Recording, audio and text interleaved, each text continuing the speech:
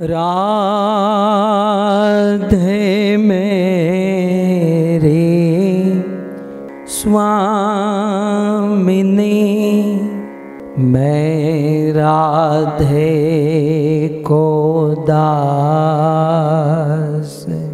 राधे मेरी स्वामिनी,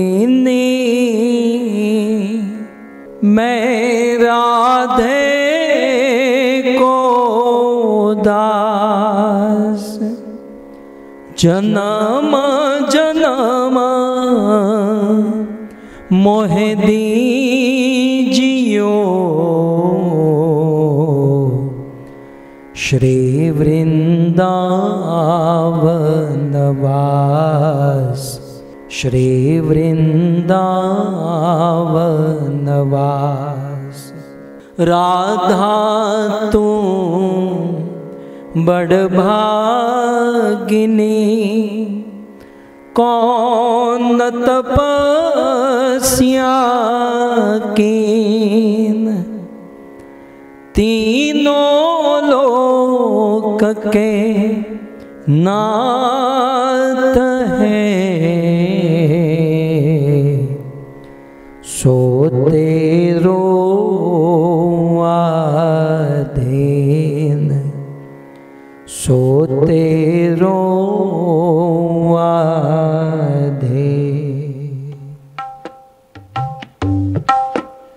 जय राधा माधव कुंज बिहारी, जय गाइए।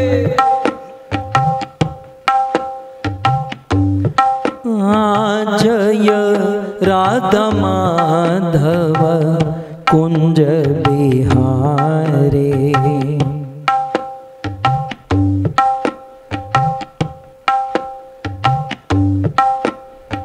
जय राधा माधव कुंज बिहारी।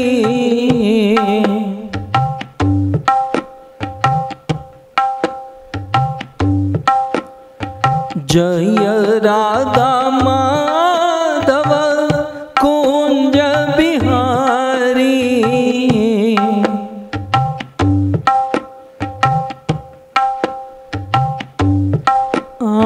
गोपी जनवल्लभ गिरिवरधारी,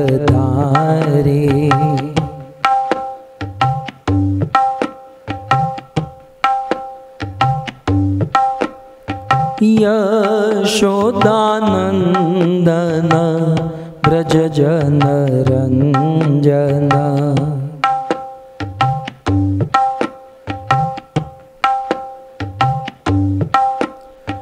यशोदानंदन ब्रज जन रंजन।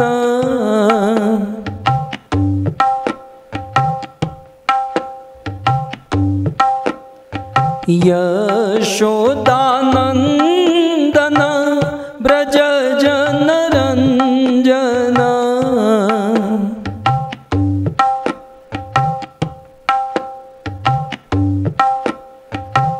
यमुना तीर वनचारी,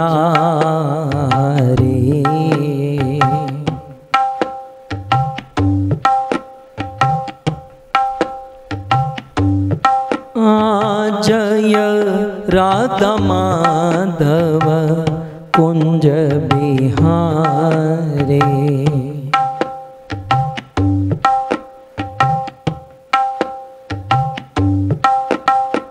हमारो धन राधा श्री राधा श्री राधा।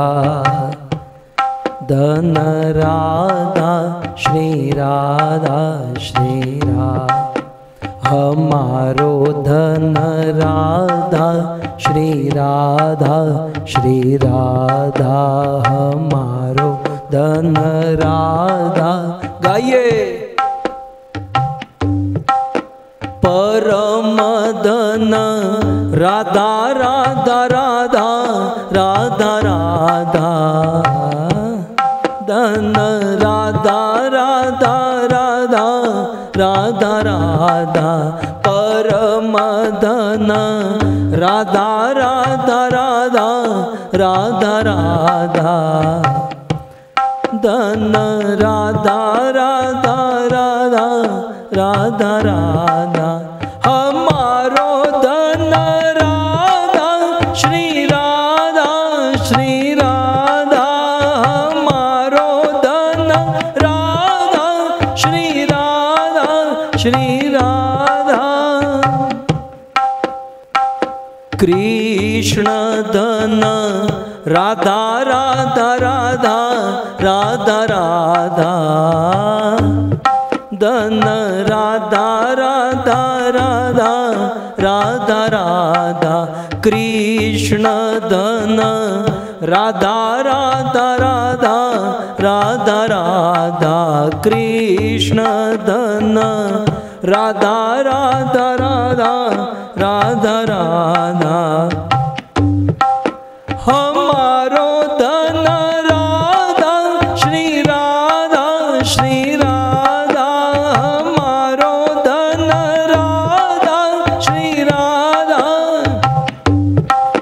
प्राण धन राधा राधा राधा राधा राधा प्राण धन राधा राधा राधा राधा राधा प्राण धन राधा राधा राधा राधा राधा प्राण धन राधा राधा राधा राधा राधा हमारो धन राधा श्री राधा श्री राधा हमारो धन राधा श्री राधा श्री राधा कृष्ण धन राधा राधा राधा राधा राधा कृष्ण धन राधा राधा राधा राधा राधा कृष्ण धन राधा राधा राधा राधा राधा कृष्ण धन राधा राधा राधा राधा राधा हमारो धन राधा श्री राधा श्री राधा धन राधा श्री राधा श्री राधा हमारो धन राधा श्री राधा श्री राधा राधे राधे राधे बरसाने वाली राधे राधे राधे राधे बरसाने वाली राधे राधे राधे राधे बरसाने वाली राधे राधे राधे राधे बरसाने वाली राधे राधे राधे बरसाने वाली राधे राधे राधे बरसाने वाली राधे राधे राधे बरसाने वाली राधे राधे राधे बरसाने वाली राधे राधे राधे बरसाने वाली राधे राधे राधे राधे बरसाने वाली राधे राधे राधे राधे बरसाने वाली राधे बरसाने वाली राधा गोविंद राधा गोविंद राधा गोविंद राधे राधा गोविंद राधा गोविंद राधा गोविंद जगन्नाथ जगन्नाथ बलदेव जय सुभद्रा जगन्नाथ जगन्नाथ बलदेव जय हाँ गौर निताय जय गौर निताय जय गौर निताय निताय गौर निताय जय गौर निताय जय प्रभुपाद प्रभुपाद प्रभुपाद श्रील प्रभुपाद प्रभुपाद प्रभुपाद प्रभुपाद श्रील जय जय प्रभुपाद प्रभुपाद प्रभुपाद प्रभुपाद जय जय प्रभुपाद प्रभुपाद प्रभुपाद प्रभुपाद निताय गौर हरि बोल हरि बोल हरि बोल हरि बोल निताय गौर हरि बोल हरि बोल हरि बोल हरि बोल। युग धर्म हरिनाम संकीर्तन के ग्रंथराज श्रीमद् भागवतम महापुराण के श्रील प्रभुपाद के निताय गौर प्रेमानंदे। निंदन्तं पुलकोत्करेण विकस अन्नीपप्रसुञ्छविं प्रोद्वीर्कृत्य भुजद्वयं हरिहरि ऊचैवदन्तं मुहुः नृत्यन्तं द्रुत्रमश्रुनिर्जरचये सिञ्चन्तं भूर्वितलं गायन्तं निजपार्षदे परिवृतम् श्रीगौरचन्द्रं नुमः। यस्या कदापि वसनान् चलखेलनोत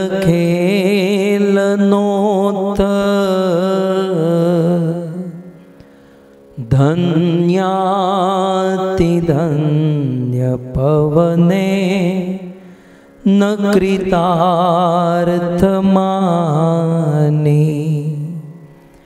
योगी मधुरगमगति मधुसूदनोऽपि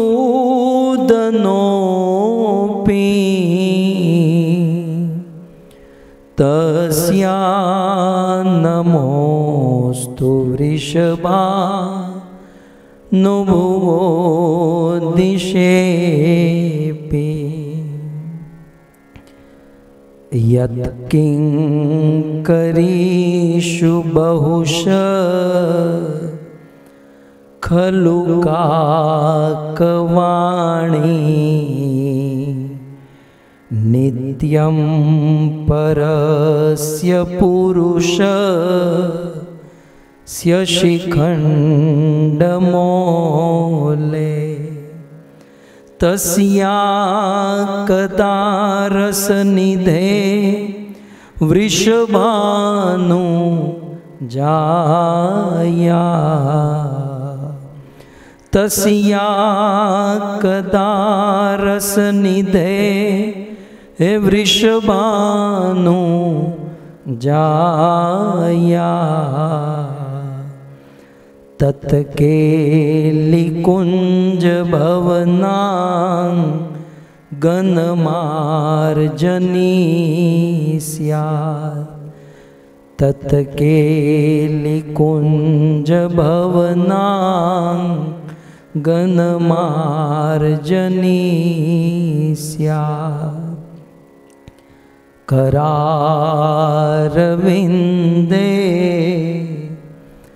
न पदारविन्दं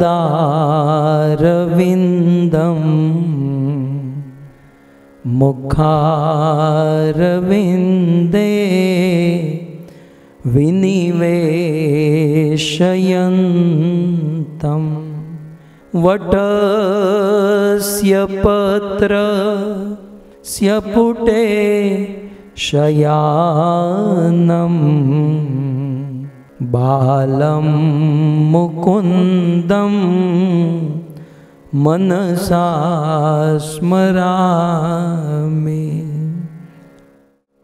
श्री कृष्ण राधा वर गोकुलेश गोपाल गोवर्धननाथ विष्णु जिह्वे पिबत्स्वा अमृतमेत देव गोविंद दामोदर माधवेति। ओम नमो भगवते वासुदेवाय। ओम नमो भगवते वासुदेवाय।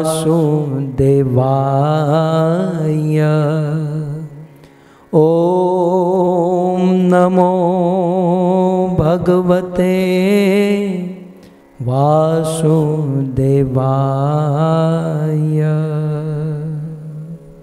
जय जय श्री राधा रमण।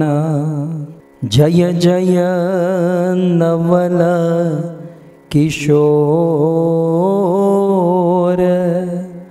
जय गोपी चित चोर प्रभो। जय गोपी चित चोर प्रभो। जय जय माखन चोर। जय जय माखन चोर। श्री कृष्णचंद्र भगवान की, जगत गुरु शील प्रभुपाद की। बरसाने बजी बधाई, कीरत ने लाली जाई।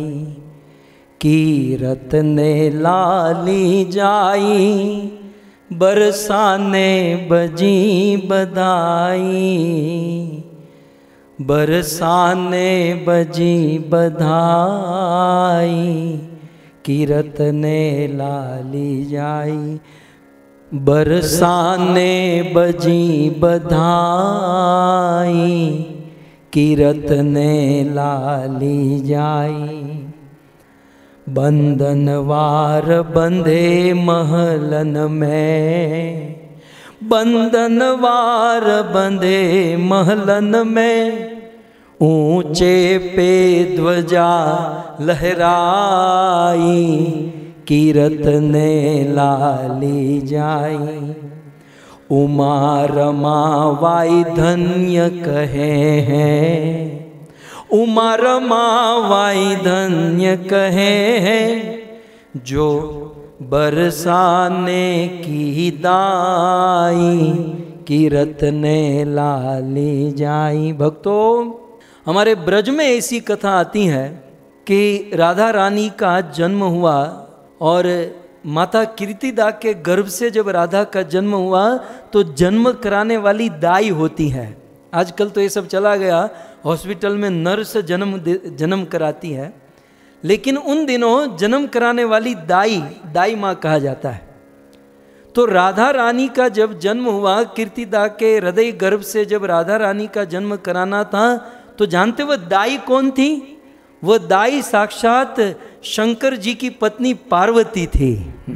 दाई के रूप में साक्षात विष्णु की पत्नी लक्ष्मी जी आई थी। इसलिए कहते हैं उमा रमा वाई धन्य कहे हैं। उमा रमावाई धन्य कहे, उमा और रमा, पार्वती और लक्ष्मी जी, उमा रमावाई धन्य कहे हैं, अरि जो बरसाने की दाई, कीरत ने लाली जाई। गाइए, बरसाने बजी बधाई, कीरत ने, ये कीरत माने राधा रानी की माता जी का नाम है।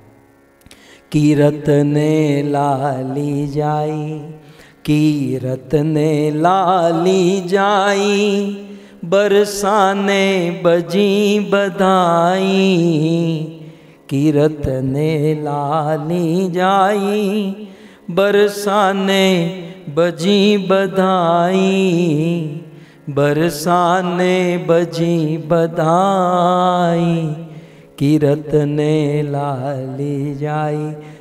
भानुमती राधा की बुआ, राधा रानी की बुआ जिसका नाम था भानुमती। कथा के दौरान मैं आपको सब वंश परंपरा बताऊंगा, लेकिन अभी भाव में आप डुबकी लगाइए। भानुमती राधा की बुआ, भानुमती राधा की बुआ, ये भानुमती राधा की बुआ, वो तो नेग मांगने आई, कीरत ने वाह वाह लाली जाई, वो तो नेग मांगने आई, कीरत ने लाली जाई। और क्या हुआ? दोरी दोरी फिरे मालनिया, माला बनाने वाली मालनिया, मालन आपने ત્યાં के माला बनाने वाली दौड़ दौड़ कर आने लगी। दौड़ी दोरी फिरे मालनिया, दोरी दोरी फिरे मालनिया, दोरी दोरी फिरे मालनिया, वो तो फूलन गजरे लाई, कीरत ने लाली जाई। क्या? वो तो फूलन गजरे लाई, क्योंकि कीरत ने लाली जाई, कीरत ने लाली जाई, बरसाने बजी बधाई, कीरत ने लाली जाई, बरसाने बजी बधाई, बरसाने बजी बधाई, कीरत ने लाली जाई। यशोदा गाती चली आई। अब देखो कमाल क्या हो रहा है। राधा रानी का जन्म हुआ तो वहाँ माँ यशोदा छोटे से लाला कृष्ण को लेकर आई हैं, गोकुल से माँ यशोदा कृष्ण को लेकर आई आज के दिन। सो यशोदा माँ चली बधाई, यशोदा गाती चली आई, यशोदा गाती चली आई, वो तो भानुपुर घर आई, कीरत ने लाली जाई। कनक थार में अब राजा की पत्नी है। यशोदा माने नंदराज, पूरे ब्रज के राजा यशोदा की नंद बाबा की पत्नी है। यशोदा खाली हाथ तो नहीं आएगी। सो यशोदा क्या लेकर आई? कहते हैं कनक थार में नीली जंगुलिया। माँ यशोदा कनक थाल माने सोने की थाली, और सोने की थाली में सुंदर सुंदर मिष्टान, सुंदर सुंदर आभूषण, सुंदर सुंदर भेंट लेकर आई हैं। कनक थार में नीली जंगुलिया, कनक थार में नीली जंगुलिया, वो तो हंसली कड़ुले लाई। अभी से कड़ुला, चूड़ी और मंगलसूत्र माँ यशोदा लेकर आई है। और इतना ही नहीं, गोदी में कुंवर कनाई, कीरत ने लाली जाई। जब यशोदा आई तो गोद में कौन था?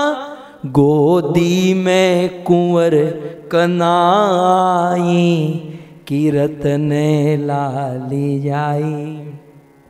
अब संतगण कहते हैं, धन्य कोख कीरत मैया की, धन्य कोख कीरत मैया की, जासे राधा ब्रज आई, जासे राधा ब्रज में आई, कीरत ने लाली जाई। और आइए हम सब मिलकर, ठीक है, अब हम सब मिलकर राधा रानी को आशीर्वाद देते हैं, क्योंकि एक दिन की है।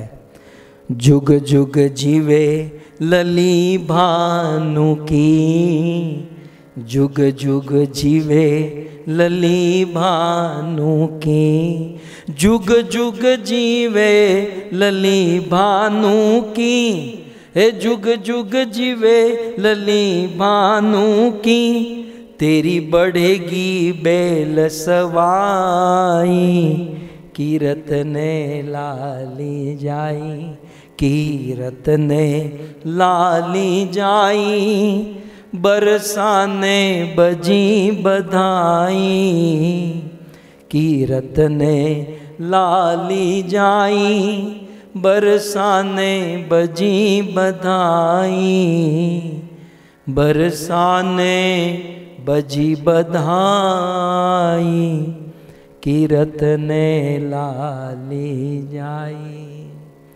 सो श्रीमती राधा रानी के इस पावन पर्व पर, आज राधा अष्टमी के इस पवित्र दिन पर भागवत कथा का प्रारंभ होने जा रहा है। तो आइए इस भागवत कथा के और राधाष्टमी के, श्रीमती राधा रानी के प्राकट्य अवतार जन्म के इस पवित्र पर्व में उपस्थित आप समस्त भक्तों और हमारे इस्कॉन के परम वरिष्ठ भक्त गण, दूर दूर से, देश विदेश से, फेसबुक, यूट्यूब, जूम आदि के माध्यम से बड़ी भारी मात्रा में इस कथा का श्रवण करने वाले एवं बड़े भाव से, प्रेम से, तन मन और धन से ये सुंदर भागवत कथा का आयोजन करने वाले हमारे डायालाल, सांकड़चंद, खमार परिवार, दिनेश भाई और वर्षा बहन के सुपुत्र देवांग भाई, उनकी धर्म पत्नी दर्शना बहन जो हमारे अमेरिका में टेनेसी में रहते हैं, और उनकी बहन नीता जी और राजेश जी जो महुआ में रहते हैं, और समस्त बाल गोपाल, साक्षी, शिवम, दिव्य, सभी भक्तों का श्रीमद् भागवत कथा के इस प्रथम दिवस में हार्दिक स्वागत एवं आप सब के चरणों में हमारा प्रणाम। वैसे तो कृष्ण को ही समझना अत्यंत कठिन है, अत्यंत मुश्किल है, अत्यंत दुर्लभ है। स्वयं भगवान कृष्ण ने ही भगवद गीता में कहा, मनुष्याणाम सहस्त्रेषु कश्चित। भगवद गीता के 7वें अध्याय के लगभग 2-3 श्लोक में कृष्ण अफसोस करते हुए कहते हैं कि अर्जुन, कश्चित सहस्त्रेषु मनुष्येषु, सहस्त्र सहस्त्र मनुष्यों में कोई एक मुझे जानने का प्रयास करता है। और हे अर्जुन, मुझ कृष्ण को जानने का प्रयास करने वाले सहस्त्र सहस्त्र मनुष्यों में कोई एक विरला मुझ कृष्ण को जान सकता है। तो भगवान कृष्ण को ही जानना, कृष्ण को ही समझना अत्यंत कठिन है। तब कृष्ण के ही कृष्ण से भी परम तत्व, कृष्ण के जो प्राण है, कृष्ण के प्राण की अधिष्ठात्री देवी अर्थात कृष्ण को प्राण चलाने वाली शक्ति श्रीमती राधा रानी के विषय में जानना, ये तो परम परम दुर्लभ है। बड़े बड़े देव, ब्रह्मादि, सनकादि भगवान कृष्ण की महिमा को जानने में अपनी असमर्थता प्रस्तुत करते हैं। ब्रह्मा आदि सनकादित कृष्ण को जानने में अपनी असमर्थता बताते हैं, और उसमें भी राधा स्वरूप परम दुर्लभ है, क्योंकि श्रीमती राधा रानी का स्वरूप छिपा हुआ है। तो ऐसे राधा रानी के विषय में जानना समझना ये बहुत बहुत कठिन है, मुश्किल है, दुरूह है। स्वयं भगवान कृष्ण भी राधा जी के सन्मुख दीन होकर विराजते हैं। दुनिया में तो भाई लोग बनते हैं, कृष्ण दुनिया में तो बॉस मालिक, दुनिया में तो सुदर्शन चक्र चढ़ाकर किसी को मारे काटे, लेकिन ऐसे परम महिमामय भगवान कृष्ण राधा जी के सन्मुख दीन होकर कृष्ण भी कहते हैं कि मैं भी आज तक राधा को पूर्ण रूप से नहीं समझ पाया। जब बड़े बड़े देवता, जब बड़े बड़े ऋषि मुनि, जब स्वयं भगवान कृष्ण भी राधा रानी को नहीं समझ पाए, तो हम सब राधा रानी को कैसे समझ पाएंगे। कई दिनों से यह प्रचार चल रहा है कि राधा अष्टमी के ऊपर राधा की कथा होगी, राधा रानी की कथा होगी। वास्तव में एक और से देखा जाए तो ये हमारी ठिठाई ही है, क्योंकि राधा को कौन समझ सकता है। परंतु राधा रानी से हम प्रार्थना करें और राधा रानी यदि हम पर कृपा करें और राधा रानी स्वयं अपने स्वरूप को प्रस्तुत करना चाहे, राधा रानी स्वयं अपने आप को हम सब के बीच में बताना चाहे, तो उनकी कृपा से, उनकी महिमा से हम कुछ श्रीमती राधा रानी को, उनके भाव को, उनके तत्व स्वरूप, उनकी लीला को समझने का प्रयास मात्र कर सकते हैं। वैसे राधा रानी का जन्म भगवान के हृदय से किस प्रकार से हुआ, किस परिस्थिति में हुआ, कैसे कैसे भगवान के नित्य पार्षद नित्य धाम में प्रकट हुए, ये सारी लीला ब्रह्म वैवर्त और अन्य अन्य आचार्यों ने अपने ग्रंथों में लिखा है। आने वाले दिनों में हम ये विस्तार से श्रवण करेंगे, लेकिन आज क्योंकि फेस्टिवल है, उत्सव है, आज अनेकों प्रकार के कार्यक्रम हैं, इसलिए हम सर्वप्रथम राधा रानी के जन्म की कथा सुनेंगे। वैसे आप सब ने राधा रानी के जन्म की कथा सुनी होगी, लेकिन कुछ शास्त्र को प्रमाण में रखकर श्लोकों के साथ श्रीमती राधा रानी के जन्म को हम सब समझने का प्रयास करेंगे। गर्ग संहिता में गर्गाचार्य बड़े तपस्वी और कृष्ण लीला के एक विशेष पात्र रहे, जिन्होंने बड़ी निकट से भगवान की लीलाओं को गर्गाचार्य ने देखा है। वैसे वे भूत भविष्य वर्तमान तीनों काल जानने वाले, वैसे गर्गाचार्य ज्योतिष शास्त्र को पूर्ण रूप से जानने वाले, चाहे कृष्ण का नामकरण हो, राधा का नामकरण हो, गर्गाचार्य करते हैं। ऐसे गर्गाचार्य ने एक संहिता लिखी जिसे कहते हैं गर्ग संहिता। और गर्ग संहिता में वर्णन है कि किस प्रकार भगवान श्री कृष्ण का और श्रीमती राधा रानी का अवतार अपने निज धाम से नित्य लीला से इस धरती पर हुआ। तो आइए हम श्लोकों के साथ चलेंगे ताकि एक प्रमाणित हो, क्योंकि कई बार लोक में ऐसा चलता है कि राधा जैसा कुछ है नहीं। ये मैं आज बोलना नहीं चाहता, आने वाले दिनों में ये सब लूँगा। राधा एक कल्पना है, राधा एक रुक्मणी होनी चाहिए, राधा क्यों, ये हम कल परसों में ये सब लेंगे। लेकिन हम प्रमाण के साथ किस प्रकार से भगवान की ये लीला संपन्न हुई, गर्ग संहिता के चंद श्लोक मैं आपके सामने प्रस्तुत करूं, इसका हम उच्चारण करें, इसको समझते हुए हम राधा जन्म की ओर आगे बढ़े। परिपूर्णतम साक्षात् श्री कृष्णो भगवान स्वयं असंख्य ब्रह्मांडपति गौलोकाधिपति प्रभु, गौलोकाधिपति प्रभु। फिर से मैं आपको रेफरेंस दे दूं, ये गर्ग संहिता का श्लोक है भक्तों। एक एक शब्द को आप आसानी से समझ सकते हैं यदि शब्द के ऊपर और कथा के ऊपर ध्यान देंगे। परिपूर्णतमः साक्षात श्री कृष्ण भगवान स्वयं। तो ये जो श्लोक की 2 लाइन है, इसमें भगवान श्री कृष्ण के विषय में बताते हैं कि श्री कृष्ण कौन है। तो श्री कृष्ण के विषय में कहते हैं कि परिपूर्ण। सबसे पहले भगवान श्री कृष्ण कैसे हैं? परिपूर्ण। परिपूर्ण माने कृष्ण के पास कोई वस्तु घटती नहीं है, पहले समझ लेना चाहिए। भगवान श्री कृष्ण के पास ऐसा कुछ नहीं है जो घट रहा है।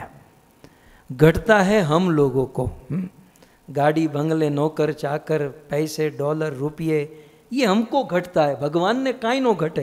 આપણે ત્યાં ગુજરાતમાં આજકાલ એક નવો ડાયલોગ આવ્યો છે, કાઈ નો ઘટે। કાઈ નો ઘટે આ શબ્દ કૃષ્ણ માટે પરફેક્ટ છે, કાઈ ન ઘટે। પરિપૂર્ણતમ भगवान श्री कृष्ण परिपूर्ण है।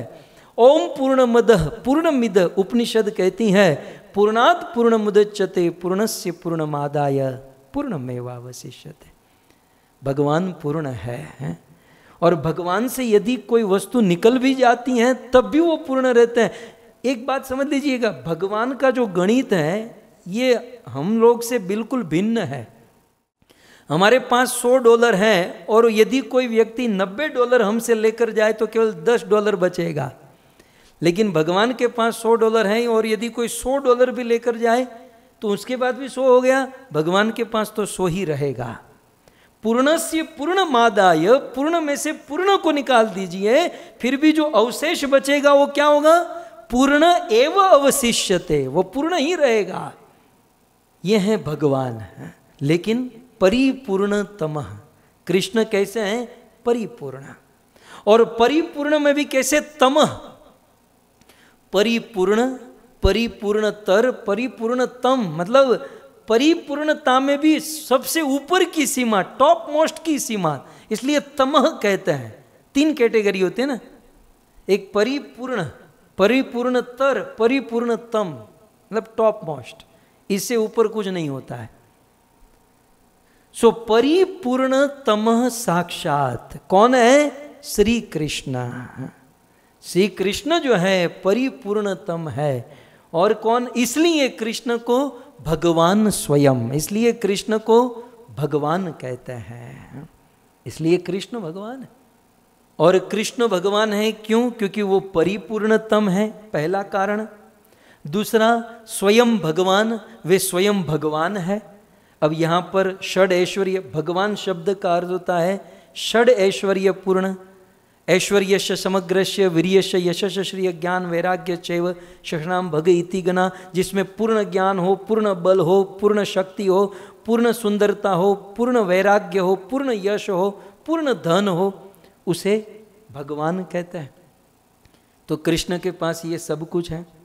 और फिर आगे तीसरी लाइन में कहते हैं असंख्य ब्रह्मांडपति, कहते हैं असंख्य ब्रह्मांडपति। ब्रह्मांड जानते हैं? ध्यान से सुनिएगा, हमारी सारी हवा निकल जाएगी।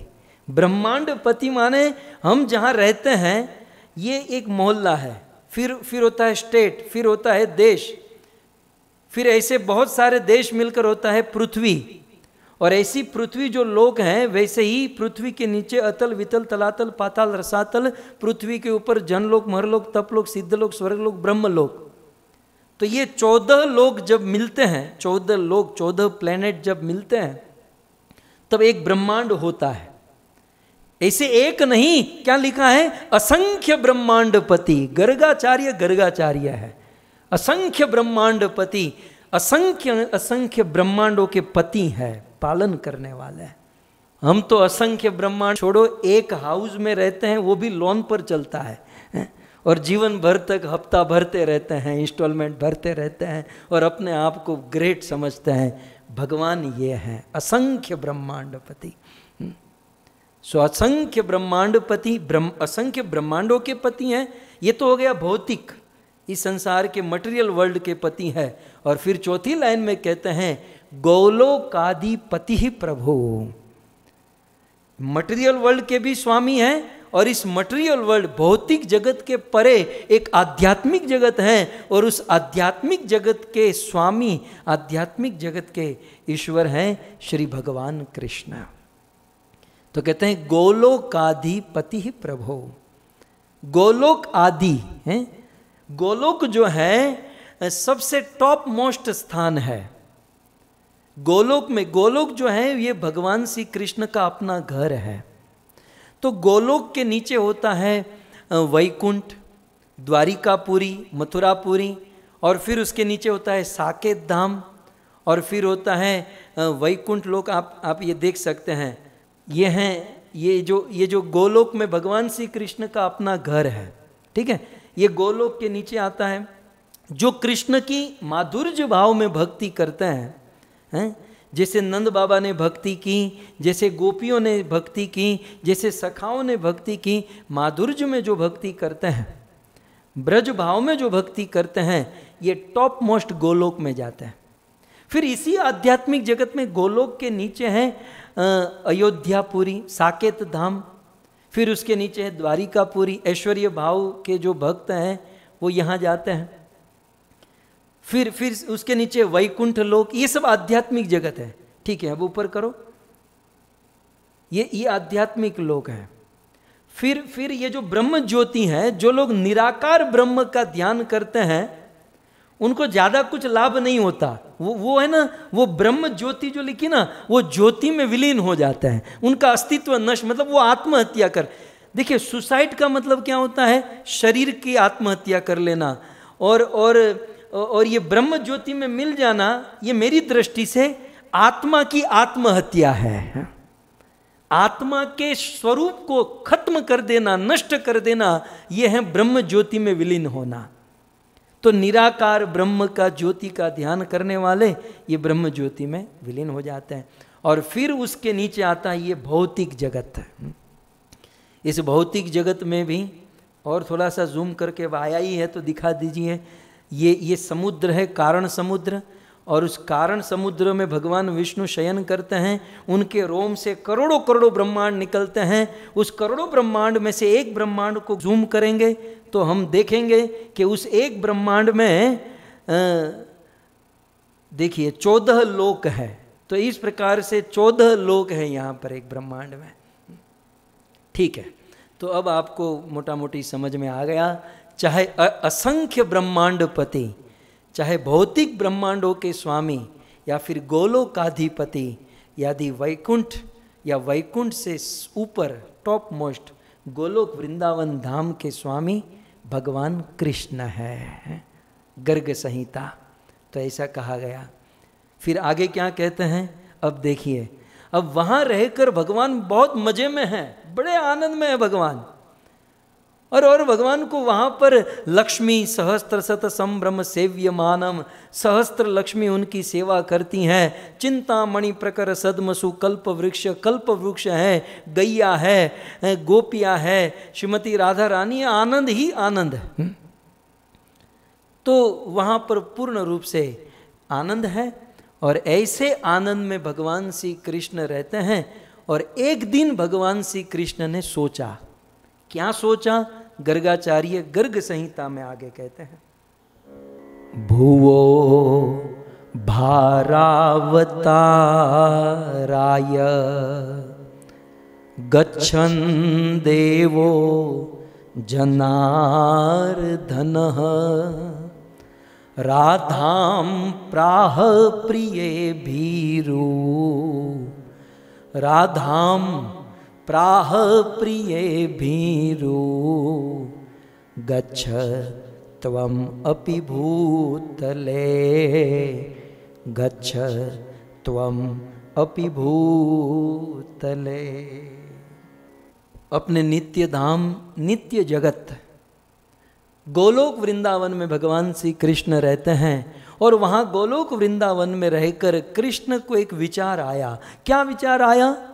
बोले, इस भूमि के ऊपर, इस पृथ्वी के ऊपर भार बढ़ गया है, इस धरती के ऊपर पाप का भार बढ़ गया है। उस पाप के भार को मिटाने के लिए, अधर्म को नष्ट करने के लिए धर्म की स्थापना करने के लिए भगवान ने सोचा। इसलिए गर्गाचार्य कहते हैं भुवो भारावताराय, भूमि के ऊपर भार बढ़ जाने के कारण गच्छन देवो जनार्दन, जनार्दन भगवान श्री कृष्ण ने गच्छन अपने गोलोक धाम से, वैकुंठ मतलब ऊपर से नीचे जाने के लिए सोचा।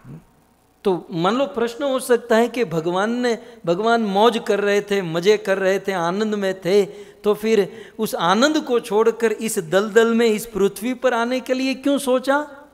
तो इसी श्लोक में उनका जवाब है जनार्दन, क्योंकि भगवान का एक स्वभाव है, कृष्ण का एक स्वभाव है जनार्दन। जनार्दन की संधि विच्छेद करेंगे तो होगा जन आरती हन। इसमें 3 शब्द लगे हुए हैं, जनार्दन में 3 शब्द लगे हैं, जन आरती हन। अर्थात जन माने अपने जन, अपने भक्त, डिवोटी, आर्त माने दुख, और हन माने खत्म करना, नष्ट करना। तो कृष्ण का एक स्वभाव है कि वे अपने भक्तों के दुखों को देख नहीं सकते, वे अपने भक्तों के दुखों को दूर करना चाहते हैं। अपने भक्तों के कष्ट को दूर करने के लिए अपनी सुख सुविधा सब कुछ छोड़कर भगवान ने इस धरती पर आने के लिए सोचा, इस पृथ्वी पर आने के लिए सोचा। अब देखिए भगवान इस धरती पर क्यों आते हैं। अब यहां पर प्रश्न होना स्वाभाविक है कि भगवान, पहले तो ये भगवान ने कब सोचा। भगवान ये जो बातें हैं ना, ये ब्रह्मा जी के एक दिन में एक बार ही सोचते हैं। ये किस भगवान की बात हो रही है? ये गोलोक विहारी वजेंद्र नंदन श्याम सुंदर सर्व अवतारी सर्वोपरि कृष्ण की बात हो रही है। ये विष्णु और उनके अवतारों की बात नहीं, ये मूल भगवान की बात हो रही है। और वे मूल भगवान ने सोचा कि मैं धरती पर जाऊंगा। कब सोचा?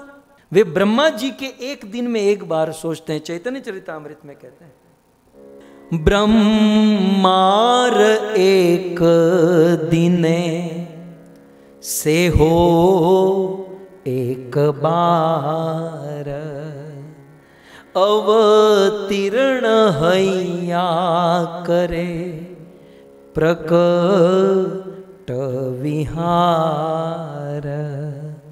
ब्रह्मार एक दिने से हो एक बार, अवतीर्ण हैया करे प्रकट विहार। ये मूल भगवान, सर्वोपरि सर्व अवतारी भगवान कृष्ण ब्रह्मा के एक दिन में एक बार ये बात सोचते हैं। अब ये भी समझ लीजिए ब्रह्मा का एक दिन कितना लंबा होता है। ब्रह्मा जी का एक दिन माने 14 मनवंतर, और 14 मनवंतर, एक मनवंतर माने 1000 चतुर्युग। सो 1000 चतुर्युग बीतते हैं। तो ब्रह्मा जी के एक दिन में 14 मनवंतर होते हैं। 14 मनवंतर में जो 7वां मनवंतर होता है, उस 7वें मनवंतर को वैवस्वत मनवंतर कहते हैं। सो ब्रह्मा जी के 14 मनवंतर, एक मतलब मिडल में, ब्रह्मा जी की जो एक दिन होता है उसके मिडल में 7वें मनवंतर में, और उस 7वें मनवंतर के 28वें चतुर्युग के द्वापर युग में भगवान ये सोचते हैं। और ये सोचकर स्वयं भगवान इस धरती पर आते हैं। बस इस एक चीज को छोड़कर इस धरती पर भगवान के अवतार आते हैं, स्वयं भगवान नहीं आते हैं। ये स्वयं भगवान इस धरती पर आने के लिए सोच रहे हैं। इसलिए तो गर्गाचार्य को पहले कहना पड़ा ना कि गोलोक विहारी, गोलोक धाम में रहने वाले कृष्ण। नहीं तो क्षीर सागर से अवतार तो आते रहते हैं। ब्रह्मा आदि देवता क्षीर सागर जाते हैं तो कभी राम बन के कभी राम रूप में आना, तो कभी वराह रूप में आना, तो कभी नरसिंह रूप में आना, तो कभी वामन रूप में। तो ये सारे अवतार क्षीर सागर से क्षीरोदकशाही विष्णु से आते जाते रहते हैं। लेकिन ये अवतारों की बात नहीं है, ये स्वयं भगवान। इसलिए अगले श्लोक में आपने देखा ना, स्वयं भगवान शब्द आया था। तो स्वयं भगवान इस धरती पर आते हैं ब्रह्मा जी के एक दिन में एक बार 14 मनवंतर के 7वें मनवंतर के 28वें चतुर्युग के द्वापर में। अच्छा, भगवान क्यों आते हैं, क्यों भगवान आने के लिए सोचते हैं? तो इसके 2 कारण हैं। यही प्रश्न नैमिषारण्य के ऋषि मुनियों ने भागवत के प्रारंभ में पूछा था कि भगवान के अवतार इस धरती पर आए, ये बात तो समझ में आती है, लेकिन स्वयं भगवान इस धरती पर क्यों आते हैं ये बात हमें समझ में नहीं आती। इसका कारण क्या है? तो भक्तों, इसके 2 कारण हैं। एक तो भगवान स्वयं अपने आनंद के लिए इस धरती पर आते हैं। अब मन में प्रश्न होगा ना, वहाँ क्या घट रहा होगा? तो यहाँ धरती पर भगवान आते हैं, वहाँ क्या घट रहा होगा कि वो धरती पर आते हैं? ये विस्तार में कल परसों, अभी हमारे पास बहुत दिन है, हम आराम से विस्तार करेंगे। मैं जस्ट आपको हिंट दे देता हूँ। तो भगवान को अपने धाम में सब कुछ है, लेकिन एक चीज की कमी, और वह कमी है परकिया रस। परकिया रस माने भगवान के धाम गोलोक वृंदावन में जितनी भी गोपियां हैं, जितनी भी सखियां हैं, वो सब भगवान की अपनी है। मतलब वो सब भगवान की अपनी, जैसे पति पत्नी साथ में होते हैं। यद्यपि गोलोक में कृष्ण का विवाह नहीं होता, लेकिन क्योंकि वे सब कृष्ण से ही प्रकट हुए हैं, इसलिए वो स्व किया, वो सब कृष्ण की ही है। कृष्ण के हृदय में लोभ हुआ कि स्वकीया का आनंद तो बहुत लिया, लेकिन पर किया, पराई स्त्री जिसके साथ कोई संबंध नहीं है, लेकिन वही हमारे जीवन में सब कुछ है, इस प्रकार का सुख परकिया रस। और दूसरा विप्रलंब रस। विप्रलंब को सरल भाषा में कहा जाएगा विरह रस। वैकुंठ गोलोक वृंदावन में भगवान के धाम में सारे रस हैं, लेकिन विरह रस नहीं है, क्योंकि सब कुछ अनुकूल है, सब लोग, सारी गोपियां सखियां सब साथ में ही हैं, तो वहां विरह रस नहीं है। कृष्ण को विरह रस में क्या आनंद होता है वो प्राप्त करने की इच्छा हुई। तो एक तो वह स्वयं अपने आनंद के लिए, और दूसरा संसार के जीवों को सुखी करने के लिए, जो यहाँ पर कहा गया भुवो भारावताराय, संसार के भार को दूर करने के लिए भगवान इस धरती पर प्रकट हुए। और इस बात को ठाकुर भक्ति विनोद ने भी कहा, हे गोपीनाथ, जीवेर कारणे आसिया प्रपंचे, लीला कोइले सुविस्तार। हे गोपीनाथ, जीवेर कारणे आसिया प्रपंचे, संसार के जीवों के लिए, संसार के जीवों का उद्धार करने के लिए इस धरती पर आते हैं। इसी बात को सुखदेव गोस्वामी ने कहा, अनुग्रहाय भूतानाम मानुषम देह मास्थित भजते तादृशी क्रीड़ा यहाँ श्रुतवा तत्परो भवेत। भगवान आते हैं, सुंदर सुंदर लीला करते हैं, लीला करके चले जाते हैं। वेदव्यास, सुखदेव, सूत जैसे आचार्यगण उन लीला को गाते हैं, उसे सुनकर हम जैसे लोग पवित्र होते हैं, सुखी होते हैं, और मरने के बाद भगवान के धाम को प्राप्त होते हैं। यह देने के लिए भगवान इस धरती पर आने के लिए सोचे। 2 लाइन हो गई, अब तीसरी लाइन में आ जाइए। जब भगवान कृष्ण ने सोचा कि अब धरती पर जाना है, तो सबसे पहले कृष्ण ने राधा को कहा। भगवान कृष्ण राधा रानी के पास आए और क्या कहा? राधाम प्राह प्रिय भीरू। देखिए भगवान कृष्ण राधा रानी को कितना सुंदर संबोधन देते हैं। અને આમ તો કામ જ્યારે કઢાવવું હોય ને ત્યારે સંબોધન સારા જ આપવા આપણે, જ્યારે खुद के काम निकालने होते हैं। तो कृष्ण ने कहा राधाम प्राह, मतलब राधा को प्राह, आह माने बोलना, प्राह माने प्रकृष्ट रूप से बोलना। ये तो सीधी बात है, कृष्ण बोलने में बड़े एक्सपर्ट हैं, इसलिए जो भी बोले होंगे प्रकृष्ट कंप्लीटली अच्छी तरीके से बोले। तो राधाम प्राह, राधा को कृष्ण कहने लगे। क्या कहने लगे? अब ये जो आगे के शब्द हैं वो कृष्ण के शब्द हैं। गर्गाचार्य जी कहते हैं अब ये कृष्ण के शब्द हैं। क्या कृष्ण कहते हैं? प्रिय भीरु, हे प्रिय, हे भीरु। ये भीरु जो है ना संबोधन है। जो अच्छी स्त्री होती है उसे भीरु कहा जाता है। આપણે ત્યાં બકાન બકી જ ચાલે છે, હજી આ ભીરુ પાસે આપણે પહોંચ્યા નથી। ये અને પાછું તમારી જાણકારી માટે કહી દઉં કે બકા એટલે બકાસુર રાક્ષસ અને બકી એટલે પૂતના। ગમે એટલું પ્રેમથી તમે બકા બકી કરતા હો પણ આ રાક્ષસી અને રાક્ષસનું જ નામ છે।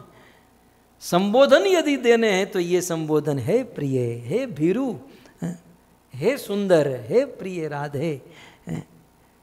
राधे मुझे भुवो भारावतार्याय, मुझे इस धरती पर जाना है तो गच्छम त्वम अपि भूतले। राधे गच्छम, तुम्हें भी जाना होगा, त्वम अपि, राधे आपको भी भूतल के ऊपर गच्छ, मेरे साथ आना होगा। हे राधे क्या तुम मेरे साथ आओगी? अब देखिए राधा का तो प्राकट्य हुआ है कृष्ण के लिए। भक्तों, राधा का अवतार ही कृष्ण के लिए हुआ है। राधा तो कृष्ण की इच्छा का अवतार। कृष्ण बोले उसके पहले राधा उनकी इच्छा को पूर्ण करने के लिए बनी है। और ये सारी बातें हम देखेंगे। लेकिन फिर भी जब कृष्ण ने ऐसा पूछा कि राधा तुम मेरे साथ आओगी, राधा ने ना कह दिया। अब देखिए राधा का अवतार कृष्ण के लिए हुआ है, कृष्ण की इच्छा को पूर्ण करने के लिए। जब कृष्ण की इच्छा है कि हम धरती पर जाए और कहा कि राधा हे प्रिय, हे भीरु, गच्छम त्वम अपि भूतले, तुम्हें भी मेरे साथ चलना होगा। राधा ने मना कर दिया, मैं नहीं आऊंगी। यद्यपि राधा तो कृष्ण के लिए बनी है, लेकिन भक्तों राधा ने ये जो मना किया हम लोगों के लिए है। अब यहां से राधा रानी की कृपा शुरू होती है, मूल से प्रारंभ होती है। अब राधा रानी ने जीवों के लिए क्या किया? अब देखिए हम लोगों के लिए राधा ने क्या किया? राधा ने मना कर दिया। अब राधा को तो आना ही था, ये बात समझ लीजिए, राधा को तो आना ही था। जहां कृष्ण वहां राधा, राधा और कृष्ण को कोई अलग नहीं कर सकता। केवल देह दो है, प्राण तो एक है। लेकिन करुणामयी राधे हैं, इतनी करुणामयी श्रीमती राधा रानी। देखो राधा रानी की करुणा। राधा उवाच, क्या कहा राधा रानी ने? यत्र वृंदावनम नास्ति न यत्र यमुना नदी, यत्र गोवर्धनम नास्ति, यत्र गोवर्धनो नास्ति, तत्र में न मन सुख, तत्र में न मन सुख। तो श्री राधा उवाच, जब कृष्ण ने कहा कि राधे आप भी मेरे साथ चलो, तो कृष्ण ने तुरंत मना, राधा जी ने मना कर दिया। कृष्ण ने कहा मना क्यों कर रही हो? मैं बार बार आपको कह रहा हूं राधा को तो साथ में ही जाना है, लेकिन फिर भी राधा रानी ने मना किया हम लोगों के लिए। और कृष्ण को शर्त रखी। क्या शर्त रखी? राधा रानी कहती है यत्र वृंदावनम नास्ति, हे कृष्ण यत्र, जहां पर वृंदावनम न अस्ति, जहां पर वृंदावन नहीं है, न यत्र यमुना नदी, हे कृष्ण जहां पर यमुना नदी नहीं है, यत्र गोवर्धन न अस्ति, जहां पर गोवर्धन नहीं है, तत्र मेन मन सुख, कृष्ण वहां पर मेरे मन को सुख नहीं मिलता, वहां मुझको आनंद नहीं मिलता।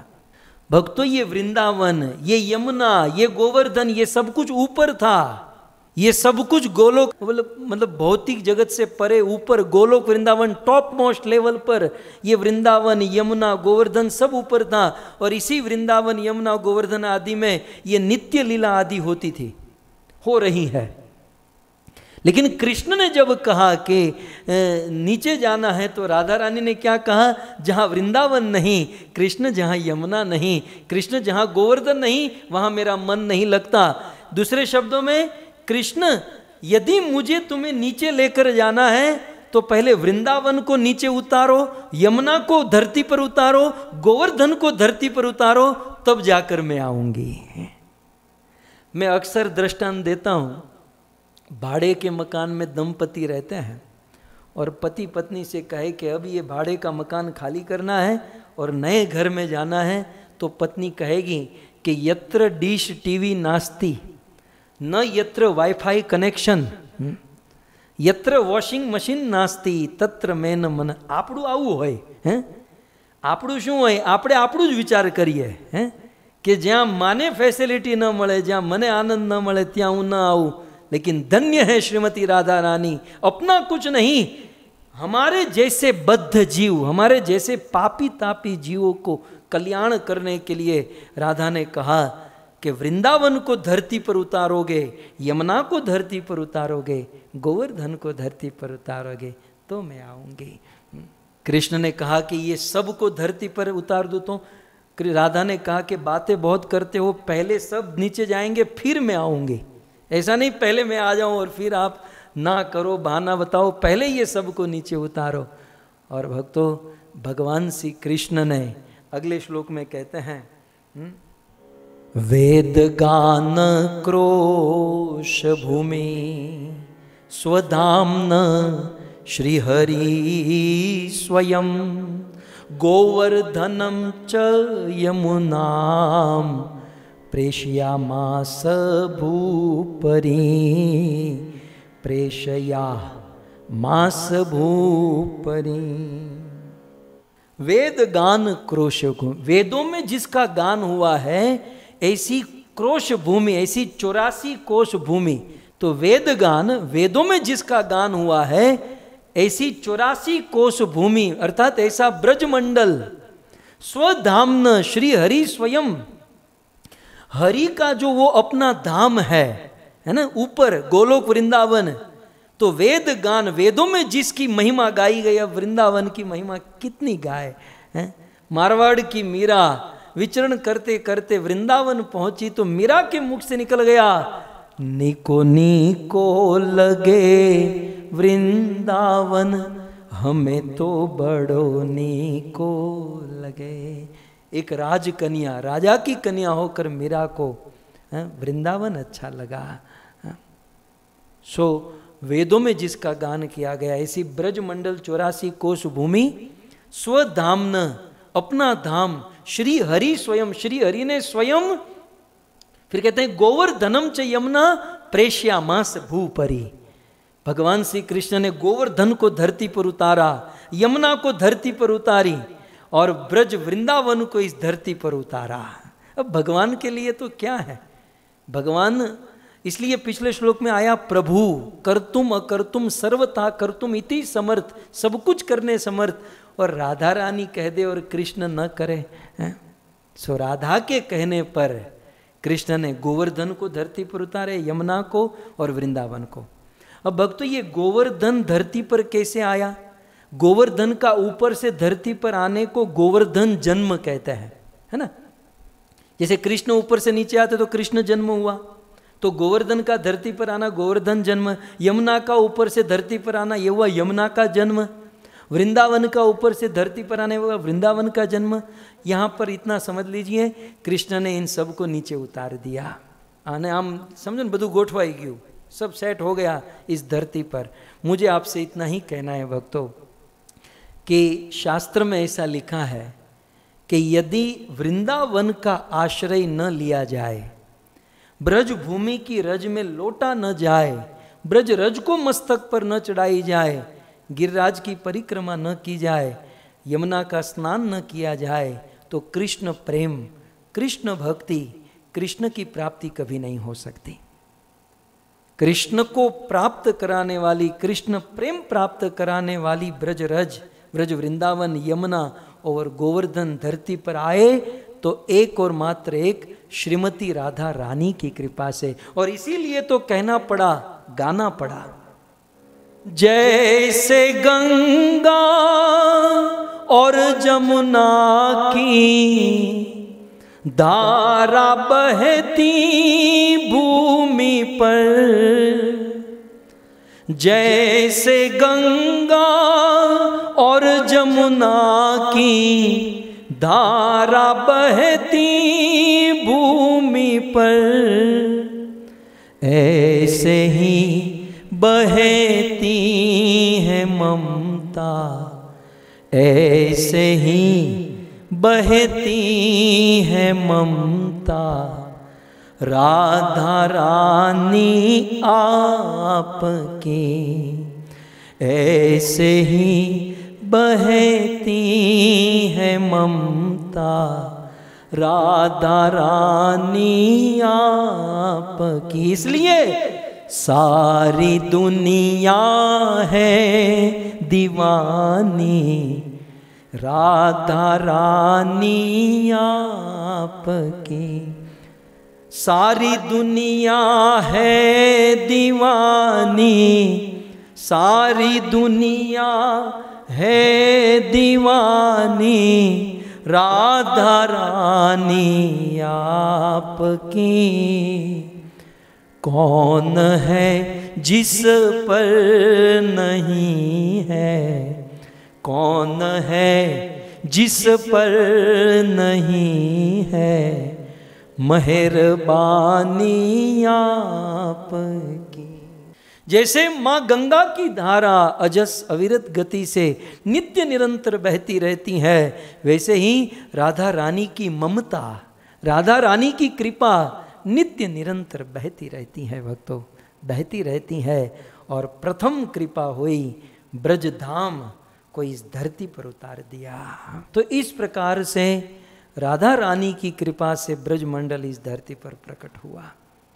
लेकिन फिर भी लीला में और आनंद मिले, लीला में और रस मिले, इसलिए ब्रज धाम में, उस गोलोक धाम में एक बहुत सुंदर घटना घटी, एक बहुत सुंदर लीला हुई। ब्रह्म वैवर्त पुराण में यह लीला लिखी गई है। ऐसा वर्णन है कि उस गोलोक धाम में, अभी जो दिखाया गया था, अभी जो श्लोक में आया था, उस गोलोक धाम में भगवान श्री कृष्ण एक दिन विरजा नाम की सखी कृष्ण को लेकर बहुत दूर चली गई। श्रीमती राधा रानी खोजने लगी, मेरे कृष्ण कहाँ चले गए। राधा रानी को बड़ी चिंता होने लगी, कृष्ण कहीं खो तो नहीं गए। कहाँ गए कृष्ण, कहाँ। राधा रानी खोजते खोजते घोर वन में पहुंची। कृष्ण और विरजा सखी दोनों एकांत में बात कर रहे थे, और राधा रानी इस प्रकार से जब आई तो कृष्ण ने सोचा, अरे ये तो अनर्थ हो गया, मैं राधा रानी को बिना पूछ के, बिना बोल के आया, क्या करूं क्या करूं। जब तक राधा पहुंचे तब तक विरजा नाम की जो सखी थी उसने नदी का रूप धारण कर लिया, और राधा पहुंची और कहा कि कृष्ण, हे प्राण प्रिय, अकेले यहाँ क्या कर रहे हो। कृष्ण ने कहा कि देखो ना, नदी के तट पर बैठकर आनंद ले रहा हूँ, शांति ले रहा हूँ। अब बेचारी भोली भाली राधा रानी क्या जाने कि वो विरजा सखी ही नदी बन गई है। दूसरे दिन भी विरजा सखी कृष्ण को लेकर चली गई, राधा खोजने गई, और जब राधा जाती तो विरजा सखी नदी बन जाती।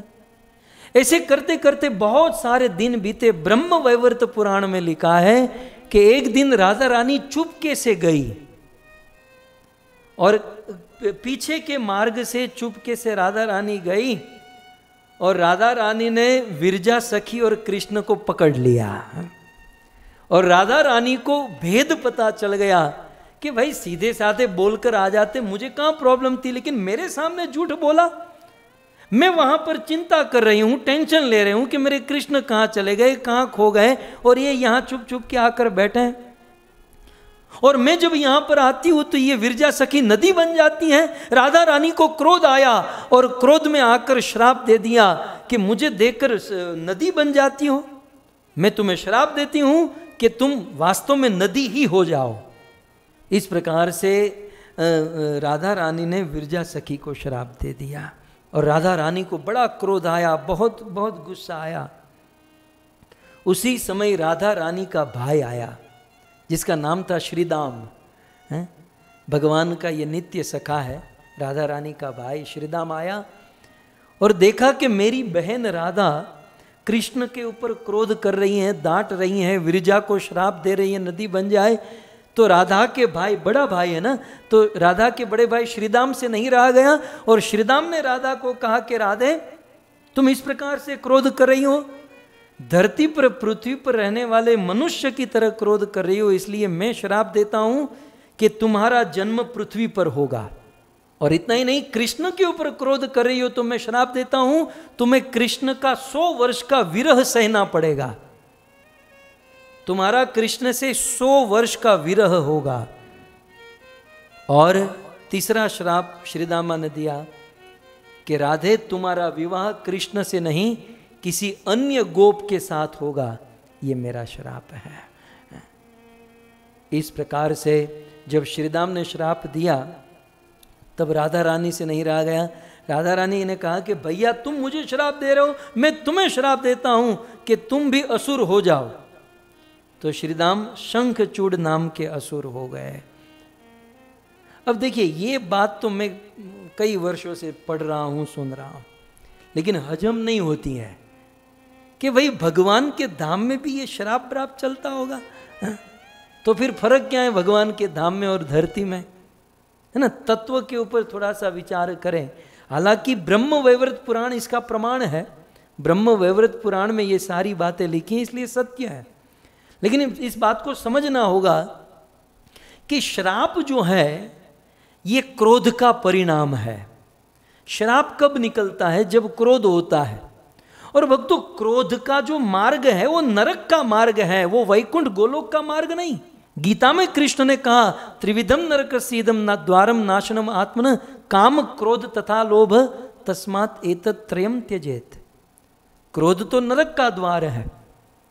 भक्तों, ये सब छोड़िए, इस दुनिया में जो थोड़ी बहुत भक्ति करने लगता है ना, भगवान का नाम ले, भगवत कथा सुने, जो थोड़ी बहुत भक्ति करता है उसमें से भी क्रोध निकल जाता है, वो बड़ा हम्बल हो जाता है, नम्र हो जाता है। और जो नित्य पार्षद भगवान के नित्य लीला के परिकरों में ये क्रोध असंभव एव, लेकिन फिर भी ये घटना घटी तो ये हम सबको साफ साफ समझना होगा, इस घटना के पीछे एक और मात्र एक भगवान कृष्ण की विशेष इच्छा थी। तो આપણા ગુજરાતીના મનમાં એવું થાય, એવી તો કઈ ઈચ્છા? આ ભગવાન કૃષ્ણ इतने टेढ़े हैं, उनकी इच्छा भी उतनी टेढ़ी है, ऐसी कैसी इच्छा? तब आचार्यों ने बहुत सुंदर कहा कि अपनी लीला में अति आनंद की प्राप्ति के लिए भगवान ने ये लीला करवाई। ये लीला में अति आनंद की प्राप्ति के लिए, आनंद का उद्वेग बढ़े, इसलिए भगवान ने इस प्रकार की लीला रची और ये सारा श्राप और ये सब कुछ हुआ। और भक्तों, इस प्रकार से सब लोग एक के बाद एक नीचे आने लगे। और आइए, अब ऊपर की लीला हो गई और श्राप भी मिल गया है, सब प्लेटफॉर्म भी बन गया है और अब सब लोग धीरे धीरे करके नीचे आने लगे हैं। अब नीचे इस धरती पर राधा रानी का जन्म कैसे हुआ, इसमें भी दो बातें हैं। कुछ लोग ऐसा कहते हैं कि श्रीमती राधा रानी कृष्ण से पहले राधा का जन्म हुआ, कुछ लोग कहते हैं कृष्ण से पहले राधा का जन्म हुआ, कई जगह पर ऐसा वर्णन है। लेकिन भक्तों, हमारे गौड़ीय आचार्यों ने, खास करके रूप गोस्वामी ने, राधा रानी को छोटा ही माना है, श्रीमती राधा रानी को कृष्ण से छोटा माना है, क्योंकि सिद्धांत है कि प्रेयसी, भगवान कृष्ण की जो प्रेयसी है वह आयुष्य में सदैव छोटी होनी चाहिए। राधा का तो जन्म ही हुआ है कृष्ण को आनंद देने के लिए, तो कृष्ण को यदि राधा आनंद देना चाहती हैं तो उसको छोटा होना जरूरी है।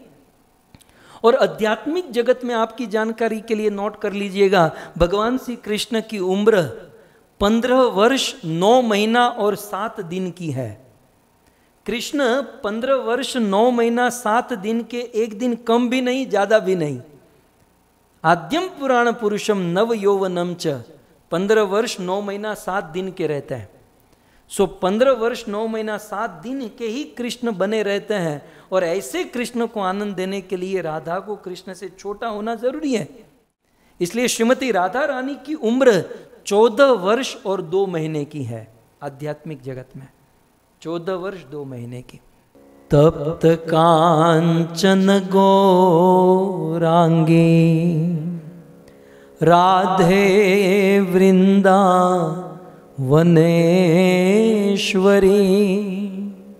वृषभानुसुते देवी प्रणमामि हरि प्रिये प्रणमामि हरि प्रिये। आप सब जानते हैं कुछ दिन पहले भगवान श्री कृष्ण का सुंदर जन्म हुआ। राधा रानी को प्रसन्न करना है तो कृष्ण को याद करना होगा। सो कृष्ण को थोड़ा सा याद कर लें।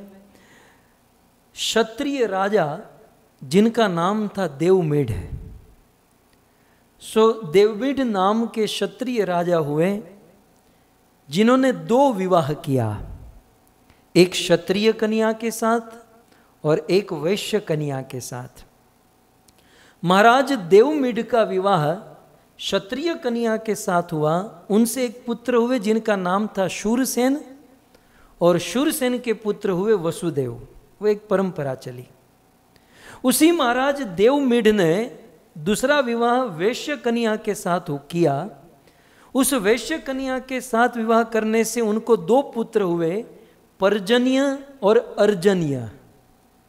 पर्जन्य और अर्जन्य इन दोनों के मिलके कुल 9 पुत्र थे। कहते हैं पर्जन्य के 5 पुत्र हुए और अर्जन्य के 4 पुत्र हुए।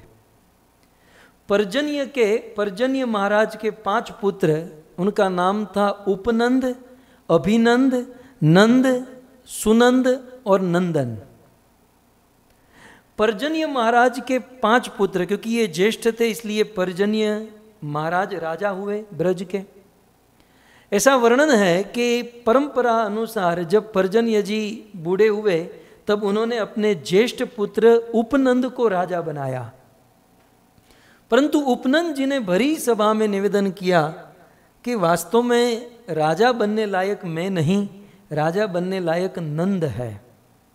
लोगों ने कहा कि वो तो आपके मंझले भैया है, आप ज्येष्ठ हो और वे मंझले भैया है। उपनंद जी ने कहा कि जैसे वो मंझले भैया है, जैसे हम 5 के बीच में उनका जन्म हुआ, वैसे ये नंद जो है वो तटस्थ रूप में है, और जो व्यक्ति तटस्थ रहता है वही लीडर या राजा बन सकता है। भले वे छोटे हैं लेकिन नंद गुणों में महान है, इसलिए नंद को राजा बनाइए। सो नंद बाबा ब्रज के राजा हुए। और फिर नंद बाबा का विवाह महारानो गांव की राजकुमारी, यशोदा मैया जैसी ऐसी वैसी नहीं थी, नंद बाबा का विवाह महारानो गांव की राजकुमारी सुमुख गोप की कन्या के साथ, यशोदा मैया के साथ हुआ। और फिर आप सब जानते ही हैं कि नंद और यशोदा, वैसे उनके जीवन में लंबा समय बीत गया, और चौथेपन में नंद और यशोदा के घर पर नंद तु आत्मज उत्पन्न जाता लाद महामना, नंद महाराज के घर पर बजेंद्र नंदन श्याम सुंदर कृष्ण का जन्म हुआ। ऐसा वर्णन है कि जब कृष्ण का जन्म हुआ तो वृषभानु बाबा और कीर्तिदा देवी, वहाँ पर राधा का जन्म नहीं हुआ था, लेकिन कृष्ण के जन्म में बधाई देने के लिए वृषभानु और कीर्तिदा आए, और ये दोनों मित्र थे, नंद यशोदा वृषभानु कीर्तिदा। और वृषभानु कीर्तिदा, नंद बाबा ने कहा वृषभानु और कीर्तिदा को कि देखो, आपके घर पर यदि बेटी का जन्म होगा तो हमारे बेटे का विवाह आपकी बेटी के साथ कराएंगे। वृषभानु बाबा ने कहा होने तो दो, अभी कहाँ मेरे घर पर बेटी कन्या आने वाली है। सो इस प्रकार से और बहुत सुंदर उत्सव हुआ। नंद घेरा नंद भयो जय कन्हैया लाल के, नंद के घेरा नंद भयो जय कन्हैया लाल के, जय कन्हैया लाल की हो जय कन्हैया लाल की, नंद के घेरा नंद भयो जय कन्हैया लाल की। नंद के घर पर आनंद हुआ, लेकिन भक्तों महा आनंद का आना अभी बाकी है। एक होता है आनंद, एक होता है महा आनंद। तो नंद के घर पर मात्र आनंद, लेकिन वृषभानु बाबा के घर पर अब महा आनंद का जन्म होने वाला है। सो भक्तों, उस महा आनंद के प्राकट्य की कथा ललित माधव में श्रीपाद रूप गोस्वामी बहुत सुंदर तरीके से वर्णन करते हैं। जैसे मैंने आपको पहले ही कहा कि ब्रज में और एक कथा है राधा रानी के जन्म की, माता कीर्तिदा के गर्भ से किस प्रकार से हुआ, और रूप गोस्वामी ने। आने वाले दिनों में अन्य कथा भी हम सुनेंगे। फिलहाल हम रूपानुग हैं और ललित माधव के अनुसार ऐसी कथा है।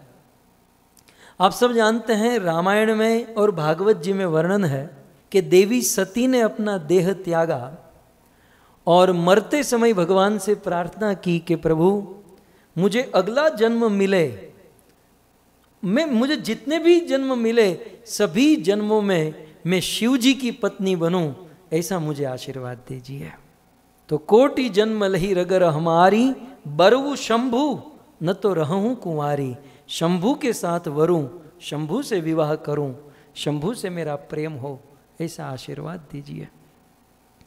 और आप सब जानते हैं मरते समय जैसी कामना भावना होती है, दूसरा जन्म वैसा ही प्राप्त होता है। सो सती, दक्ष प्रजापति की कन्या सती ने अपना देह त्यागा और उनका दूसरा जन्म हिमालय के वहाँ हुआ। सो हिमालय की बेटी पार्वती के रूप में सती का दूसरा जन्म हुआ। प्रश्न हो सकते हैं कि हिमालय तो पर्वत है, तो उनकी बेटी कैसे? भक्तों, ये हिमालय पर्वत हैं लेकिन उनके अधिष्ठाता देव होते हैं। जैसे तुलसी पौधा है लेकिन उनका अधिष्ठात्री देवी तुलसी महारानी वृंदे देवी। जैसे सूर्य है उनका अधिष्ठात्रा देव वरुण, समुद्र उनका अधिष्ठात्रा देव। ठीक उसी प्रकार हिमालय की कन्या हुई पार्वती, और पार्वती का विवाह आप सब जानते हैं देवादिदेव महादेव के साथ हुआ। पार्वती को पति के रूप में देव नहीं मिला, देवताओं का देव महादेव मिला। महादेव बाहर से भले आपको ऐसा लगे, लेकिन अंदर से महादेव में, शिव जी में जो गुण है अनंत अद्भुत है। तो शिव जैसा पति हिमालय को मिला। अब ध्यान से सुनिएगा। अब हिमालय का एक भाई था जिसका नाम था विंध्याचल। ठीक है, हिमालय का एक भाई जिसका नाम था विंध्याचल। विंध्याचल की 8 कन्या थी, लेकिन विंध्याचल को अपने बड़े भाई हिमालय के घर पर उनकी बेटी का विवाह शिवजी के साथ हुआ।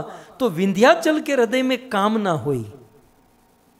कामना ये हुई कि मेरे भाई को कितना अच्छा जमाई मिला, कितना अच्छा दामाद मिला, कितना अच्छा सन इन लॉ मिला।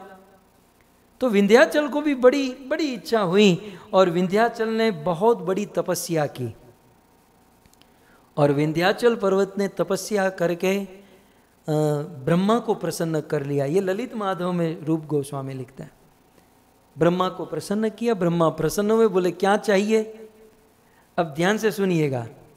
बोले मेरे भाई के वहाँ जो दामाद बने हैं जमाई शिव जी, बोले मुझे एक ऐसी कन्या चाहिए जिसकी सेवा मेरे भाई का दामाद करना चाहिए। मेरे भाई का दामाद मतलब हिमालय का दामाद शिव जी जिसकी सेवा करे, मुझे ऐसी बेटी चाहिए। तो ब्रह्मा जी ने कहा तथास्तु। ब्रह्मा जी ने वरदान दिया, आशीर्वाद दिया, तथास्तु कहा। फिर ब्रह्मा जी ने जाकर सोचा कि ऐसी बेटी देनी है जिसका पति, जिसके पति की सेवा हिमालय का दामाद करे। तो ऐसा कौन है? बोले ऐसा तो इस दुनिया में एक ही है, कृष्ण। कृष्ण जिसकी सेवा शिव जी करते हैं, और कृष्ण के साथ जिनका विवाह हो वो तो राधा रानी हो सकती हैं। और अभी पहले आपने सुना ना, ऊपर सारी लीला रच चुके थे, ऊपर सब कुछ तैयारी हो चुकी थी नीचे आने की, और उसी समय ये घटना घटी। और ब्रह्मा जी ने वरदान दिया। ऑलरेडी 8 कन्या थी और ब्रह्मा जी के वरदान से राधा रानी गोलोक से सीधे विंध्याचल की पुत्री के रूप में लैंड हुई। सो राधा रानी का प्रथम जन्म हिमालय के भाई विंध्याचल की पुत्री के रूप में हुआ। विंध्याचल के वहाँ 8 कन्या थी, ऑलरेडी 8 पुत्री थी। ये 9वीं पुत्री, ये 9वीं कन्या श्रीमती राधा रानी विंध्याचल के वहाँ प्रकट हुई। अब विंध्याचल के वहाँ 9 कन्या है टोटल। अब क्या हुआ, दूसरी ओर जब भगवान श्री कृष्ण का जन्म हुआ, आप सबने कथा सुनी, वसुदेव जी गोकुल से वो कन्या को, अपने पुत्र को छोड़े, कन्या को लेकर कारागार में आए। और कंस जब उस कन्या को मारने गया, भागवत में लिखा है कन्याम च अपि दिवम गता, वो कन्या कंस के हाथ से निकल गई। और उस कन्या ने कहा कि मूर्ख, तू जिसे मारने का प्रयास कर रहा है, तेरा काल, तेरी मौत जन्म ले चुकी है। और उस कन्या ने ऐसा भी कहा, ललित माधव में वर्णन है, उस कन्या ने कहा कि विंध्याचल के वहां एक कन्या का जन्म हुआ है, उस कन्या का जो पति होगा वही तेरे मौत का कारण बनेगा। दूसरे शब्दों में, विंध्याचल के वहां जिस बेटी का जन्म हुआ है, उस बेटी के हाथ से बनाई हुई रोटी जो खाएगा वो तेरे मृत्यु का कारण बनेगा। सो कुल मिलाकर उस देवी ने कहा कि राधा का जो पति होगा वो कृष्ण तेरे मृत्यु का कारण होगा। जब इस प्रकार से उस देवी कहकर कंस को, अब कंस दुर्गा देवी का वैसे ही भक्त था, तो कंस को बड़ी श्रद्धा हो गई और कंस बड़ी चिंता में, बहुत टेंशन में आ गया। भागवत जी में वर्णन है, कंस ने अपने मंत्रिमंडल को बुलाया। कंस को चिंतित देखकर मंत्रियों ने कहा, आप चिंता मत करो, हम जितने भी बच्चे होंगे ब्रज में सबको मरवा देंगे। उसी समय पूतना राक्षसी आई और कंसेन प्रहिता घोरा पूतना बालघातिनी शिशुम चचार निघ्नन्ति पुरग्राम व्रजादिषु सा खेचरी कदोपेते पूतना नंद गोकुलम योषित्वा माययात्मानं प्राविशत कामचारिणी। वह बालघातिनी, रुधिरासना, बालकों के खून पीने वाली, बालकों को जिंदा खा जाने वाली वह राक्षसी पूतना आई और कहा कि आप चिंता मत करो, गोकुल में, ब्रज में जितने भी बच्चे हैं 10-15 दिन के, सबको मार दूंगी, सबको खा जाऊंगी। अब भागवत जी में ये तो वर्णन है कि पूतना मथुरा से गोकुल आई, लेकिन पुराण में ऐसा वर्णन है कि गोकुल आने से पहले वह पूतना विंध्याचल पर्वत के वहां पर गई थी। और ऐसा वर्णन है कि पूतना विंध्याचल पर्वत के वहाँ जाकर, विंध्याचल के वहाँ 9 कन्या का जन्म हुआ था। पूतना ने 9 कन्या को अपने हाथों में उठा लिया और आकाश के मार्ग में उड़ने लगी। विंध्याचल, उनकी पत्नी जब आए तो देखे कि उस कमरे में कन्या नहीं है, एक भी कन्या नहीं है। 9 की 9 कन्या को कोई लेकर चला गया। अब क्या करते, उन्होंने ब्राह्मणों को बुलाया, ब्राह्मणों के द्वारा यज्ञ कराया। यज्ञों के द्वारा ब्राह्मणों ने बहुत सुंदर मंत्रों का पाठ किया। मंत्र क्या थे, महामंत्र का गान किया। हरे कृष्णा कृष्णा कृष्णा कृष्णा हरे हरे हरे राम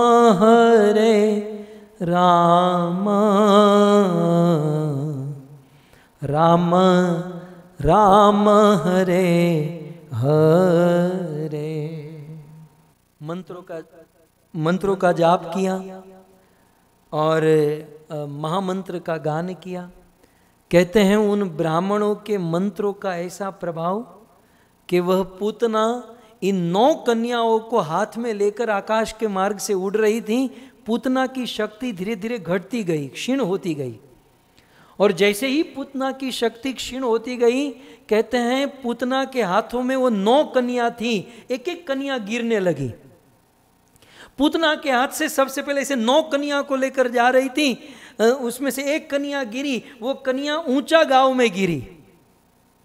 एक कन्या ब्रजमंडल के ऊंचा गांव में गिरी, आगे चलकर उनकी माँ शारदी, पिता महाभानु गोप, और भाद्र शुक्ल षष्ठी के दिन उनका जन्म हुआ और उस कन्या का नाम हुआ ललिता देवी।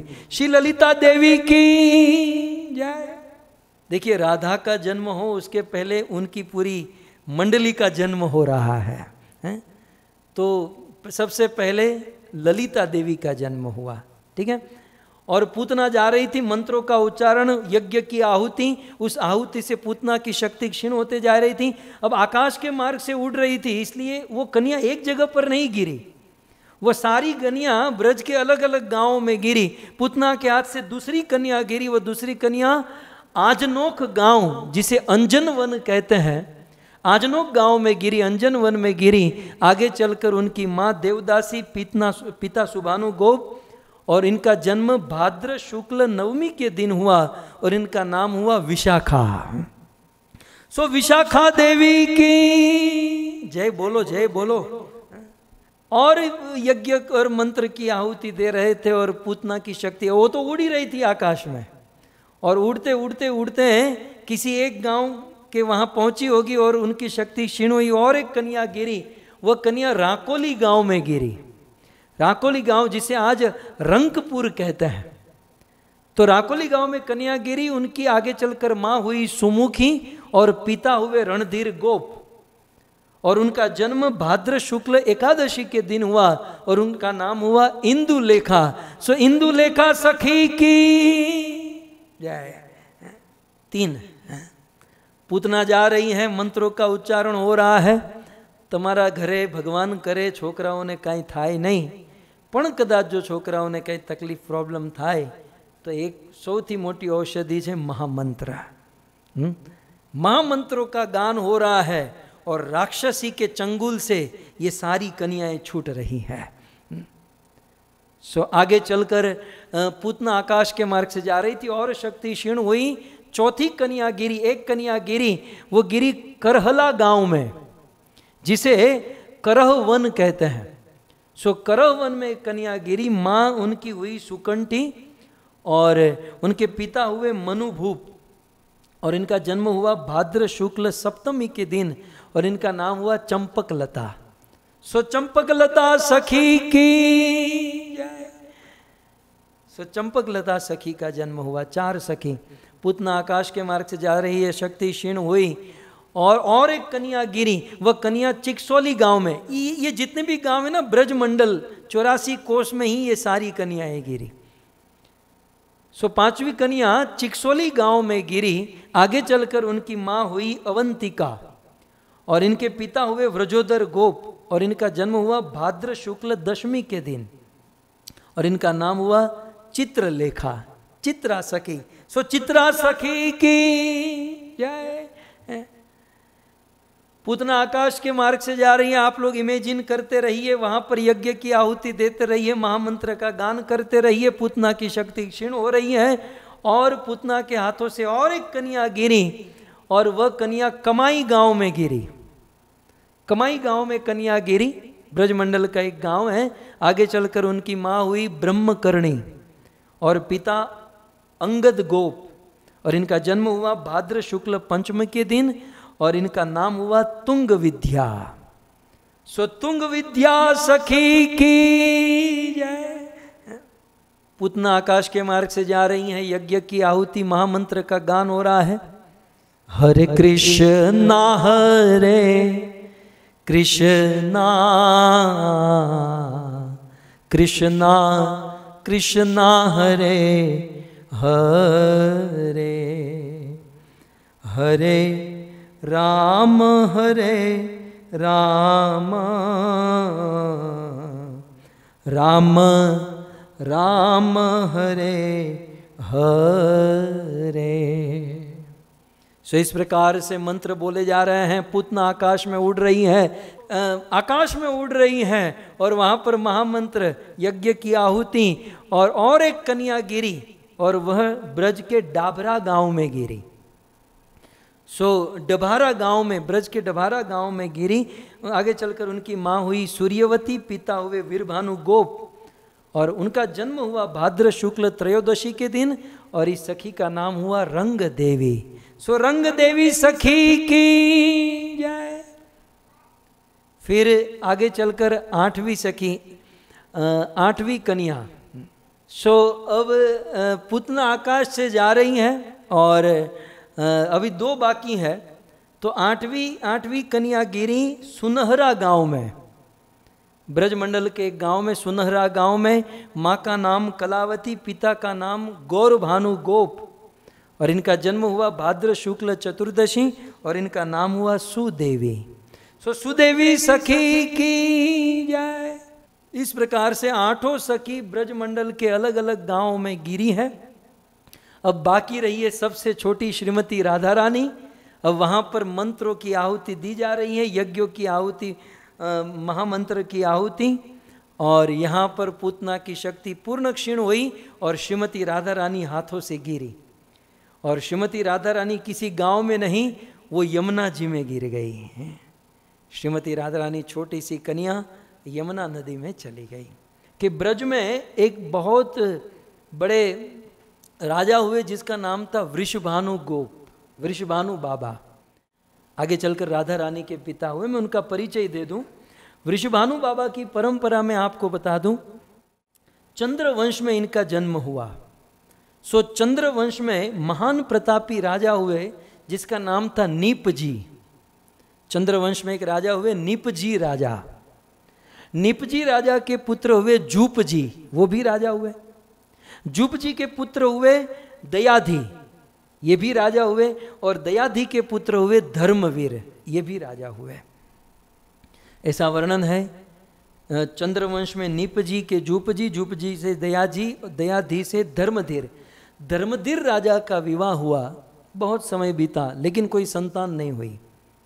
सो दयाधि राजा और उनकी पत्नी ने गिरिराज गोवर्धन में जाकर, आप सब जानते होंगे गोवर्धन परिक्रमा में जब मानसी गंगा को क्रॉस करते हैं तो चकलेश्वर महादेव का दर्शन होता है। सो चकलेश्वर महादेव के पास धर्मधीर राजा और उनकी धर्मपत्नी ने तप किया।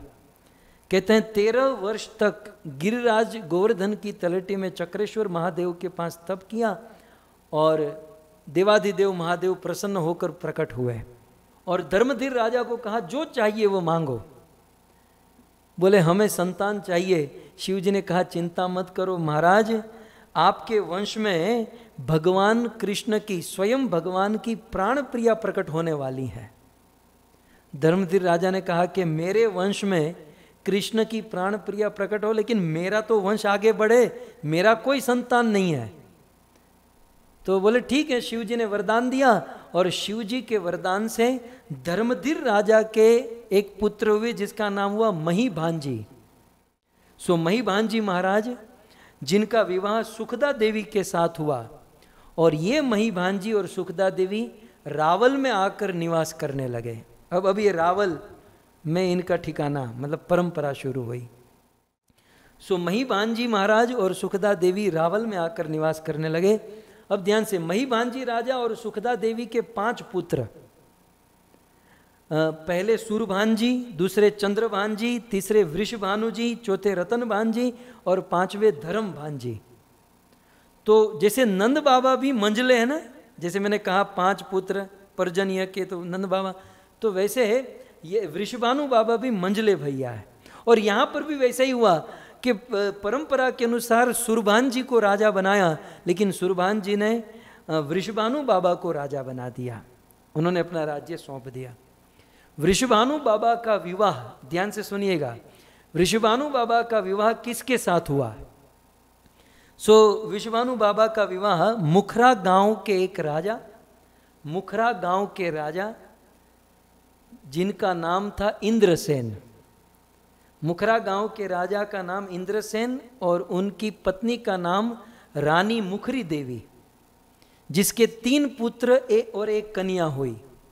वो 3 पुत्र का नाम है चंद्रकीर्ति, भद्रकीर्ति और सेनकीर्ति। ये राधा रानी के मामा, आप शायद पहले नहीं सुने होंगे, ये राधा रानी के मामा है, चंद्रकीर्ति, भद्रकीर्ति और सेनकीर्ति। तो ये 3 पुत्र हुए मुखरा देवी के। और एक कन्या हुई जिसका नाम था कीर्तिदा। सो वृषभानु बाबा का विवाह इस कीर्तिदा के साथ कराया गया और वृषभानु बाबा और कीर्तिदा देवी ये दोनों बरसाना में रहने लगे। उनके पुश्तों का घर रावल में भी, जैसे आपने सुना ना कि उनके दादा रावल में रहते थे, लेकिन रावल में उनके पुश्तों का घर था, वो एक फार्म हाउस के रूप में, लेकिन ये बरसाना में रहने लगे और बरसाना में रहते हुए समय बीतने लगा। और एक कथा पुराणों में आती है कि पूर्व में राजा नृग के एक पुत्र हुए जिसका नाम था सुचंद्र, और उनका विवाह हुआ कलावती के साथ। जीवन भर भोग भोगे, अंततः तपस्या करने के लिए चले गए।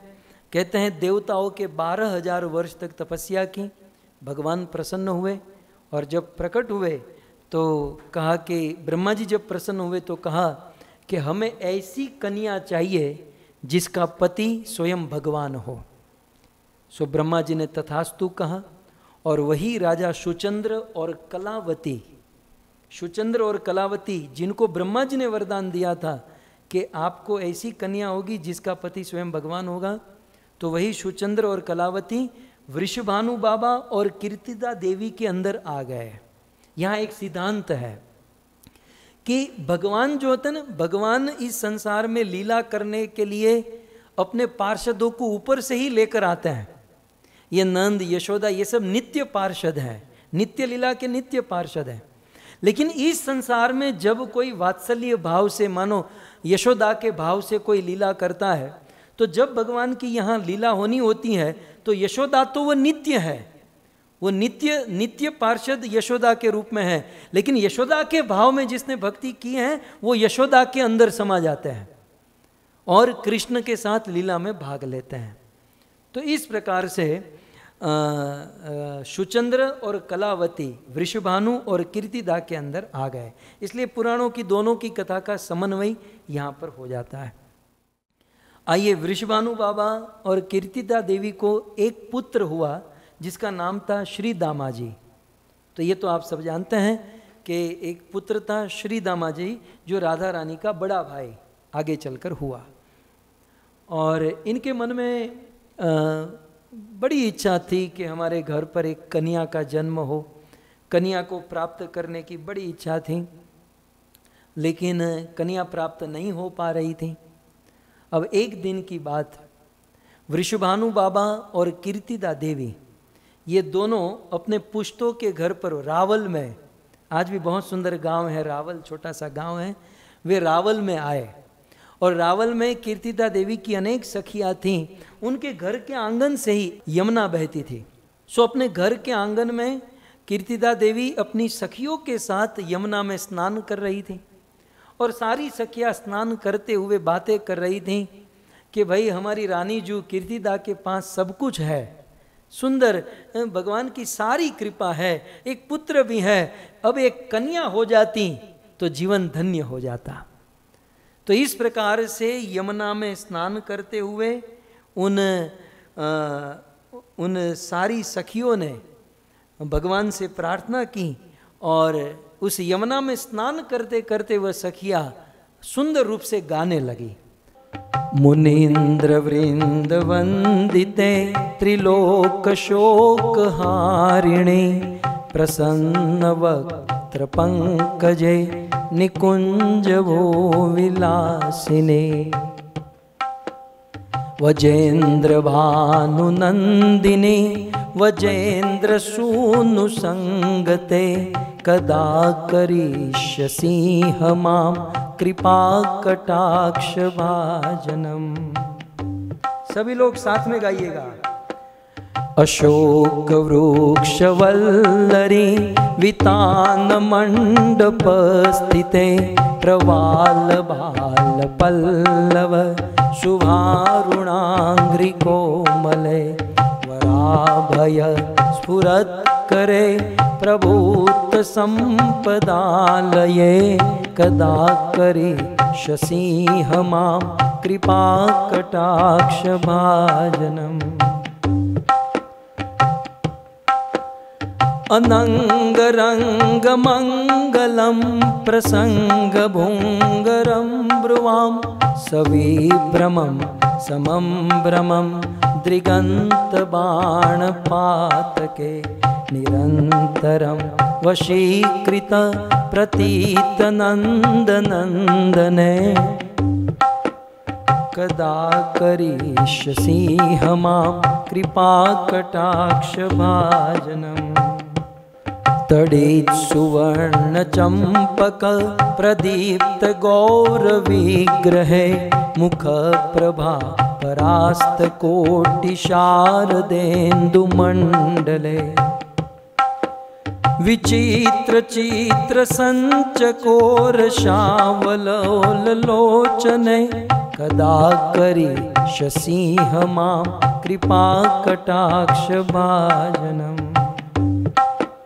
मदोन्मदाति यौवने प्रमोदमान मंडिते प्रियानुराग रंजिते कला विलास पंडिते अनन्य धन्य कुंज राज्य काम केलिको विदे कदा करिष्यसि मां कृपा कटाक्ष भाजनम्। राधा कृपा कटाक्ष स्तोत्र है भक्तों। यदि कोई व्यक्ति राधा कुंड में स्थित होकर 100 बार इस स्तोत्र का पाठ करता है, शिव जी के द्वारा रचित, यदि कोई इसका पाठ करे तो आज भी स्वयं राधा रानी उनको दर्शन देने के लिए प्रकट होती है। लेकिन संस्कृत में है, शायद समझ में ना आए तो सभी स्तोत्र और मंत्रों का सार एक ही है, उसे हम गा सकते हैं। हरे कृष्णा कृष्णा कृष्णा कृष्णा हरे हरे हरे राम राम राम राम हरे हरे। जन्म होने जा रहा है, तालियों के साथ भाव से। हे हरे कृष्णा कृष्णा कृष्णा हरे हरे हरे राम राम राम हरे हरे हरे कृष्णा कृष्णा हरे हरे हरे राम राम राम हरे हरे कृष्णा कृष्णा कृष्णा हरे हरे हरे राम राम राम। तो रावल में कीर्तिदा सखी अपनी अनेक सखियों के साथ उस यमुना जल में स्नान कर रही हैं और कीर्तिदा समेत समस्त गोपिया सखियां भगवान से प्रार्थना कर रही हैं कि एक हमारी कीर्तिदा को एक कन्या मिल जाती तो धन्य हो जाता। और उसी समय पूतना के द्वारा जो कन्या यमुना में गिरी थी, वह कन्या यमुना में एक सहस्त्र दल बहुत सुंदर कमल के ऊपर गिरी और वह कमल मथुरा की ओर से उस यमुना में तैरते तैरते तैरते इन गोपियों, इन सखियों के पास आ रहा है। दूर से देखा तो मानो एक हिरण्यमयी चमचम चमचम चमकते हुए तपाए हुए सोने के समान प्रकाश। कीर्तिदा समेत सारी सखियां सोच में पड़ गई, ये है क्या? लेकिन जब हृदय से कोई भगवान से प्रार्थना करता है तो भगवान उनकी इच्छा अवश्य पूर्ण करते हैं। हरे कृष्णा कृष्णा कृष्णा हरे हरे हरे राम राम राम हरे हरे हरे कृष्णा कृष्णा कृष्णा हरे हरे हरे राम राम हरे। कहते हैं कि वह सुंदर कमल जिसमें चमचम चमचम चमकता हुआ सोने का स्वरूप धीरे धीरे इन सखियों के पास आया। बिल्कुल निकट आ गया तो उस कमल में बहुत सुंदर एक छोटी सी कन्या मंद मंद मुस्कुरा रही थी। और उन सखियों ने कहा कि भगवान ने हमारी इच्छा सुन ली। और उसे देखकर कीर्तिदा देवी के हृदय से दूध चूने लगा। और जैसे ही कीर्तिदा देवी ने उन्हें हाथ में लिया, दूध का पान कराया, आकाश में देवता प्रकट हुए, पुष्पों की वृष्टि करने लगे। सारी सखियां देवता जय जयकार करने लगे कि आज वृषभानु और कीर्तिदा के घर पर एक सुंदर लाली, एक सुंदर कन्या का जन्म हुआ। और सभी लोग श्रीमती राधा रानी की जय जयकार, हम भी जुड़ जाए। श्रीमती राधा रानी की, श्रीमती राधा रानी की, शिव बरसाने